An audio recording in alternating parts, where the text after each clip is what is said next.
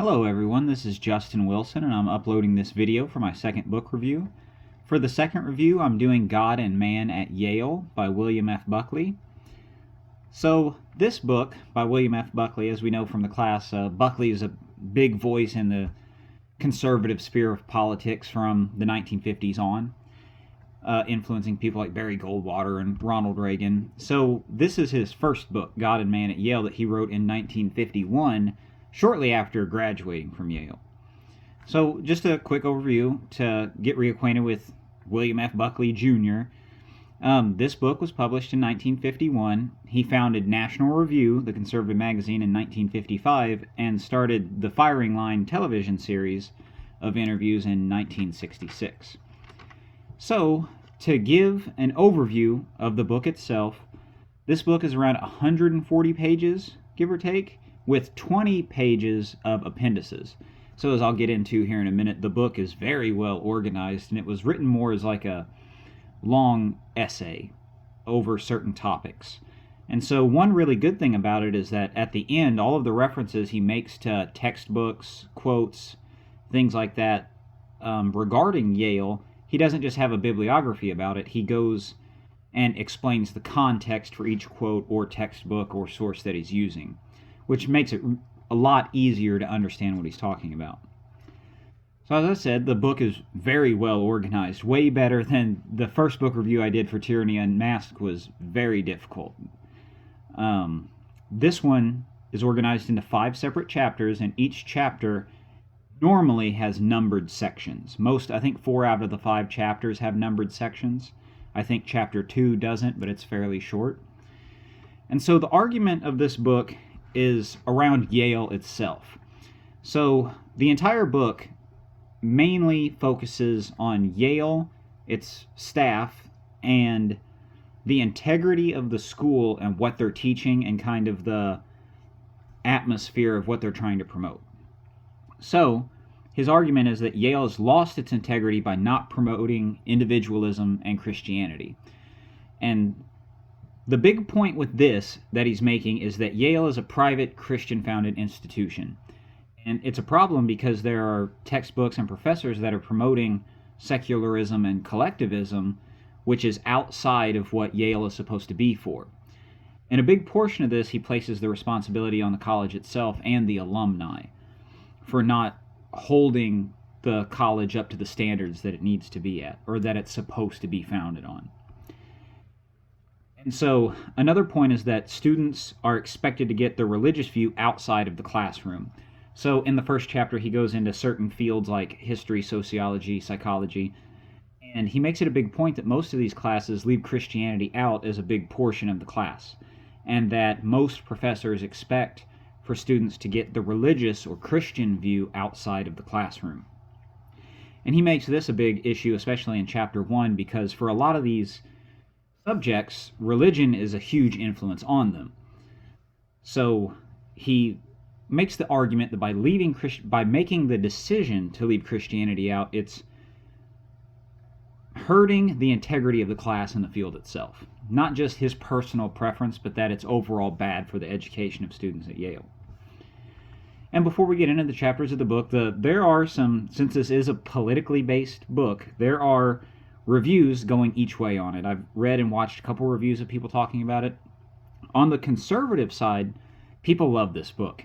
The issue that I have has a preamble by Michael Knowles, and a lot of other people really like it. They use it as a reference to show how universities and the culture in general kind of began to stray away from individualism in the 1950s. And they use it to expand to represent not just Yale, but for education in the country in general. Now, on the other side, it's kind of disregarded. It's seen as, and I can understand this point of view because it is seen as Buckley just complaining about Yale. And on the surface, that is what it is. I mean, the book is about Yale and his issues with it. So if you're not interested in the subject, the book definitely just feels like 140 pages of complaining about the university. But getting into the issues of it, it represents the bigger changing of politics and ideology in America at the time. And you can really see this in what we talked about in class with the Muchagrosso book. He talks about the culture wars in the 1960s, 70s onward. And you can really see Buckley's book, which this was published in 1951, as kind of a preamble to that, where a lot of this was beginning to start. So, into the book itself, the whole title is God and Man at Yale, the Superstitions of Academic Freedom. So the second part becomes important in the fourth chapter, and so the idea of academic freedom and the interpretation of it is a big part for Buckley with how Yale has been operating. So starting with chapter 1, the first chapter is called Religion at Yale, and it deals with the overarching idea of religion at the college. And this is where he gets into the different interpretations of Christianity in the different departments. And the main three that he focuses on are philosophy, sociology, and history, all of which these classes, religion plays a big part in the field. And so he makes the argument that there's little mention of religion outside of superstition. So in these particular fields, he's saying that religion plays such a big part in them, in understanding them, or even how people interpret them, that consciously leaving religion out hurts the field and hurts the students. And that the textbooks that these classes use are biased against religion. And that the professors are essentially authority figures in this field, and that many of the professors discredit religion along with the textbooks. So the argument that he's making in this chapter is that the professors and the textbooks and the college in general has kind of an unspoken authority because they're experts on the topics. And that since as the authority, the college isn't promoting those things or adequately teaching students about them, that it's harmful for the students and the fields in general. The second chapter is individualism at Yale. So this is where he talks about the issues of secularization and collectivism growing as an influence in the university. So, believe it or not, one big thing that he looks at here is the economics department. And he talks about Keynesian economics and how the economics department takes a bias more towards big government and collectivism versus individualism. And so he makes this important as a bias because it creates a class that's more skewed towards promoting big government and welfare state policies. And we can see this growing, especially after the 1940s with FDR, how the college pretty much accepted a lot of these welfare state New Deal policies, and how they're promoting them and not adequately giving the other side, individualism or laissez-faire free market economics. It's kind of the same argument he makes with religion at Yale, is that the students are expected to get that from outside, but the college as the authority is not adequately teaching them about these things. And this overall neglects the importance of individualism. Buckley says that the courses focus on collectivism and big government and pretty much leave out the idea of individualism and free market. The third chapter is Yale and her alumni. So in chapter 3 and chapter 5, he puts a lot of pressure on the alumni as the authority over the college itself. So he goes into a lot of the politics of the college here, and so there are different forces at Yale all competing for, not really competing, but working together as a big administration over control of what's taught. So you have the alumni, the corporation, which is kind of the money part, the business aspect of the college, the magazine, and the administration. And they're all kind of caught in this feedback loop where there's no real pushback about what's being taught, and they're just kind of accepting and going with whatever the professors want to teach, which Buckley says is a problem because they're biased and not teaching the individualism and religious aspect of things. And the big issue he makes here is with the alumni is that they should use their money and influence, because Yale is a private university, to be more attentive to what policies and ideals the university is pushing. So he puts the responsibility on the alumni to withhold their funding and support in order to get the college and the staff back on track with what the ideals the university is supposed to be pushing.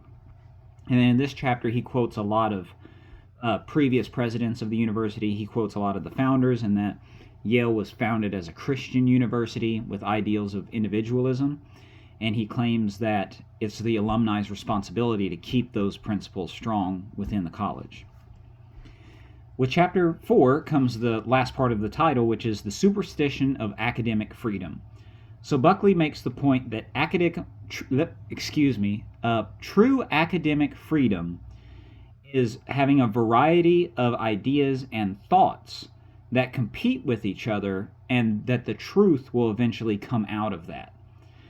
And his issue with this is that the professors are not vetted for their beliefs or their ideals, and that academic freedom is actually being misused to push down the individualist and religious side of things.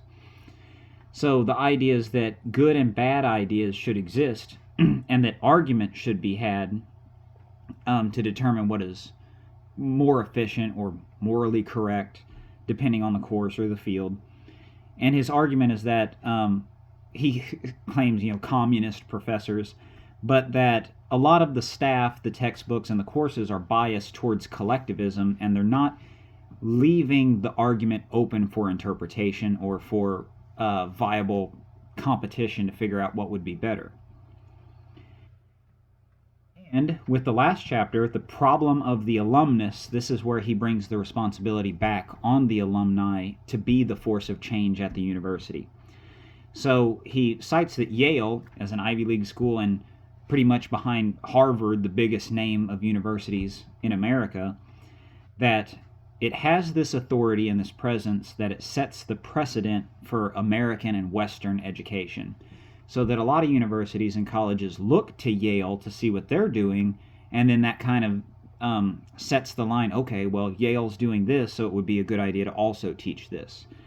So he's arguing that the alumni should really pay attention and push that the individualism and religious aspect be taught at Yale, or else its neglect is going to reflect on American education in general.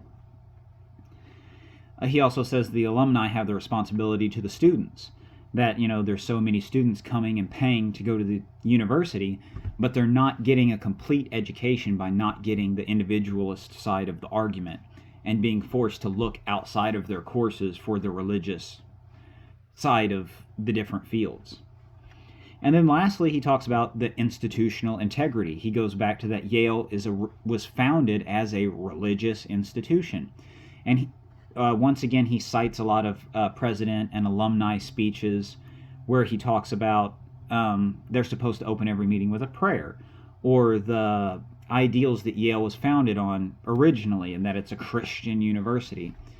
And so he brings it back to it being the alumni's responsibility to reinforce those ethics and precedents for the college. And once again, this comes back to an important point that he makes, that it's not a public university. It doesn't rely on the government for funding. It's a private institution. And this is a big point why the alumni in the college should be reinforcing or protecting the ideals that they were founded upon, which is individualism and Christianity.